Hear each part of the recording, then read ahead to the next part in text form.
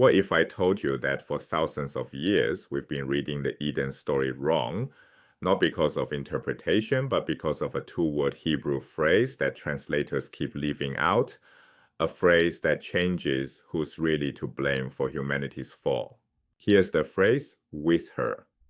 Genesis 3:6 says Eve gave the fruit to Adam with her, meaning he stood there the entire time. He watched the serpent speak. He said nothing. Most English translations drop these two words entirely. To understand why this matters, we need to go back further to a story the biblical writer was deliberately rewriting, a Mesopotamian tale about how humans become godlike. The Epic of Gilgamesh tells of Enkidu, a wild man who lives among animals. A temple priestess transforms him through a 7-day sexual encounter. Afterward, the animals flee from him. He's gained wisdom, become like a god. Many scholars see Genesis adapting this narrative. The textual hints seem obvious. Knowledge can mean sexual intercourse in Hebrew. The serpent carries phallic symbolism across ancient cultures. Eve later says the serpent seduced her, even the fruit itself, eating as a metaphor for intimate knowledge. The biblical writer clearly knew these Mesopotamian motifs, but here's what most people miss. The writer deliberately transformed them into something unprecedented. The sexual interpretation collapses under scrutiny. God's first command to humans, be fruitful and multiply. Sex was commanded, not forbidden. The one-flesh language describing marital union appears before the fall, not after. Most telling, sexual awareness, the shame about nakedness, comes after eating the fruit, not during the act itself. If sex were the forbidden act, they'd feel shame before or during, not after. The biblical writer took Mesopotamian sexual awakening motifs and repurposed them. The transformation isn't about sex, it's about something the ancient world had never articulated this way: moral disobedience as the source of human distinctiveness, the discovery of free will. The details of disobedience reveal remarkable literary sophistication. Watch how God's command transforms as it passes through human hands. God tells Adam, alone, don't eat from the tree of knowledge. Adam presumably tells Eve. But when Eve tells the serpent what's forbidden, she adds something, and don't eat or touch it. God never said anything about touching. Where did this addition come from? Did Adam embellish to build a safety fence around the command? Did Eve mishear? Did she add it herself? And the text doesn't say. But this is the first instance of religious law expanding beyond original intent, a pattern that repeats throughout human history. Now the revelation that changes everything. Genesis 3:6 in Hebrew, Vatitengam leisha ima vayocha, word by word. And she gave also to her husband with her, and he ate. With her, ima. Adam was present the entire time, and he watched the serpent's conversation. He heard the serpent's arguments. He said nothing. Then he took the fruit and ate. This isn't a story of woman deceived, then deceiving innocent man. Both are complicit. Adam perhaps more culpable. He had direct instructions from God, witnessed the temptation, and chose silence. Translators who omit with her aren't making a minor editorial choice.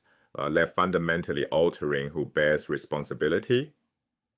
One more misconception to clear away. The serpent is not Satan. The identification comes from Hellenistic Judaism, Jewish texts, written in Greek after Alexander the Great, showing Greek philosophical influence. The New Testament's book of Revelation makes the connection explicit. But in Genesis itself, the serpent is simply described as Aram, clever or crafty, a talking animal. Ancient literature is full of talking animals conveying wisdom or testing humans. Think Aesop's fables. The serpent doesn't even lie. Humans don't die immediately as threatened. They do become like gods, knowing good and evil. The moral weight falls entirely on human choice. So why does any of this matter to God? The answer lies in one of the most overlooked verses in the chapter. Genesis 3:22. God speaks to the divine council. The man has become like one of us, knowing good and evil. Now he must not reach out and take from the tree of life and eat and live forever. This isn't punishment, it's prevention. Humans have gained moral knowledge, the capacity to choose between good and evil. They can now defy divine will. If they also gain immortality, they become something unprecedented, eternal beings with free will who can oppose God forever. Not temporarily rebellious creatures who will eventually die, permanent antagonists. The expulsion from Eden isn't divine rage, it's strategic containment. God stations guardians at the tree of life not to punish, but to prevent an existential threat to divine order. And those guardians, they're nothing like what you probably imagine. Renaissance art gave us chubby baby angels. The Hebrew word is cherubim. Cherubim in the ancient Near East were fierce composite creatures, winged lions with human faces. The Assyrians called them lamasu and placed them as guardians at palace gates. These aren't cute, they're terrifying. Combined with a flaming sword that turns in every direction, they form an impenetrable barrier, and the message is clear. The path to immortality is permanently closed. Humans will have moral freedom, the capacity to choose good or evil, but not endless time. Death becomes the boundary that makes human choice meaningful rather than infinitely dangerous. The Eden story isn't primarily about sex, it isn't even primarily about sin in the way later theology would define it. It's about the emergence of moral autonomy. The moment humans gained the capacity to know good from evil and to choose between them, they became something new in creation, not animals acting on instinct, not gods acting from perfect knowledge, something in between. Creatures who must navigate moral choice with limited understanding and limited time. Understanding the original context doesn't diminish this story. It reveals a more sophisticated meditation on what makes humans unique than centuries of theological overlay have allowed.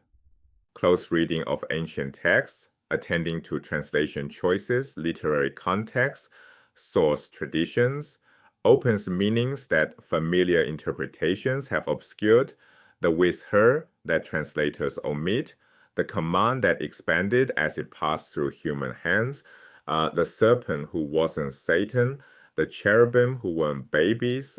Each detail matters. Each reveals something about what the biblical writer was actually trying to say. The Eden narrative isn't a simple morality tale. It's a sophisticated exploration of human nature, divine-human relationship, and the double-edged gift of moral freedom.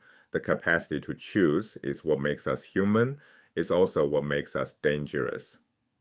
The next time someone tells you what the Eden story really means, ask them, have they read the Hebrew?